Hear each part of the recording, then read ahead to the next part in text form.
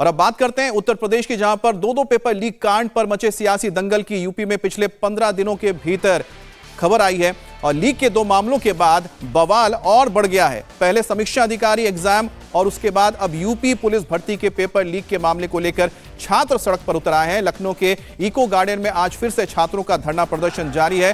छात्र किसी भी हालत में 17 से 18 फरवरी को हुई परीक्षा को रद्द कराना चाहते हैं और फिर से सिपाही भर्ती को आयोजित करने की मांग कर रहे हैं, यानी कि री एग्जामिनेशन चाहते हैं।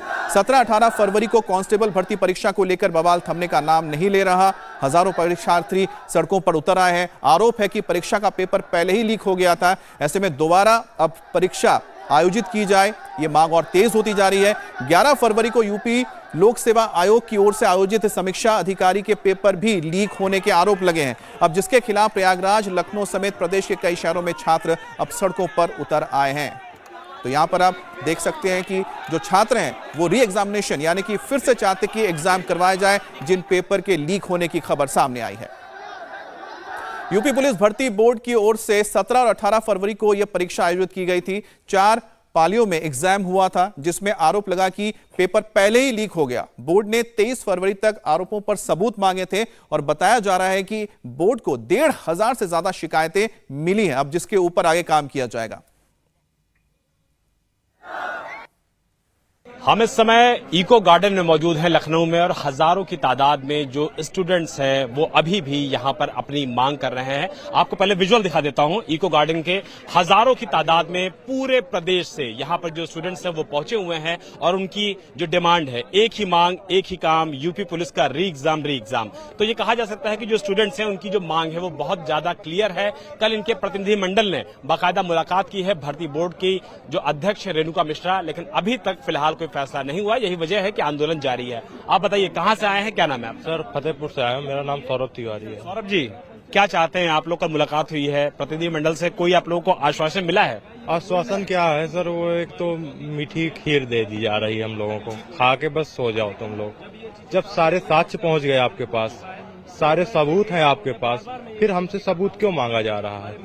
हम लोगों को क्यों ऐसे सताया जा रहा है? आप देख ही रहे हैं यहाँ के हालात सर। ना रात में ठंड में हम लोग लेटे रहे, न खाने के लिए 2 दिन से न कोई खाना खाया है सर, और फिर भी हमसे सबूत मांगे जा रहे हैं। और सब चीज अवेलेबल है, उनके ऑफिशियल वेबसाइट में भी डाल दिया गया सर, हर चीज है सर। फिर भी आप लोग कल से मौजूद हैं यहाँ पर। अब आप बताइए कि क्या चाहते हैं सरकार से, योगी सरकार से मांग क्या है आपकी? आप तो कल मिले थे और मैं कल से ही आया हूँ। अब हम आपसे मिले भी थे।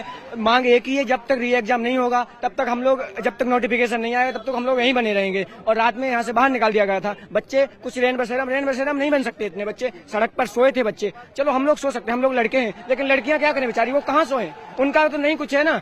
स्टूडेंट को पकड़ रहे हैं, आप उनको पकड़िए ना। जो ये जो पेपर लीक कराते हैं ना, पेपर लीक कराने वाले माफिया होते हैं ना, उनको नहीं पकड़। देखिए ये एक बड़ी मांग है कि जो माफिया है, जो इसको लीक करता है, जब प्रिंटिंग प्रेस के लिए जाता है, जब वहां से आता है तो कहां से लीक हो जाता है, ये भी एक बड़ा सवाल है। ये देखिए, सुनो सरकार, बिना हमारे संकल्प तुम्हारा अधूरा है, पेपर लीक, री एग्जाम। कहां से आए हैं, क्या नाम है आपका? मैं कानपुर से आया हूँ, मेरा नाम आकाश है। मैं गवर्नमेंट से यही कहना चाहता हूँ, री एग्जाम पूरी अगर स्टूडेंट मांग रहे हैं तो उनको री एग्जाम कराना चाहिए। आपका उसमें क्या चला जाएगा? गवर्नमेंट अगर बच्चे बोल रहे हैं, स्टूडेंट बोल रहे हैं, सभी छात्र बोल रहे हैं, तो उनको कम से कम कंप्लीट करना चाहिए।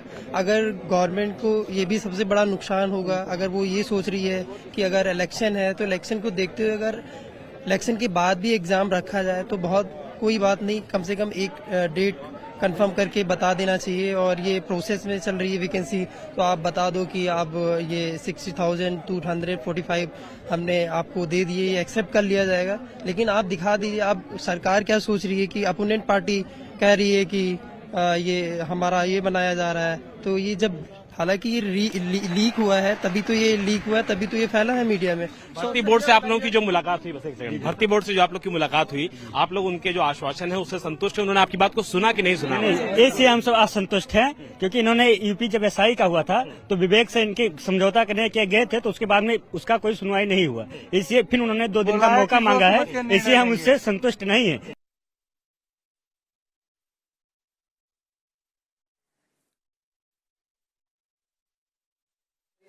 और पेपर लीक आरोपों पर भर्ती बोर्ड ने भी बड़ा एक्शन लिया है। पुलिस भर्ती बोर्ड की अध्यक्ष रेणुका मिश्रा ने जांच समिति का गठन किया है। एडीजी अशोक सिंह की अगुवाई में कमेटी जांच रिपोर्ट सौंपेगी और उसी के आधार पर अगला फैसला किया जाएगा।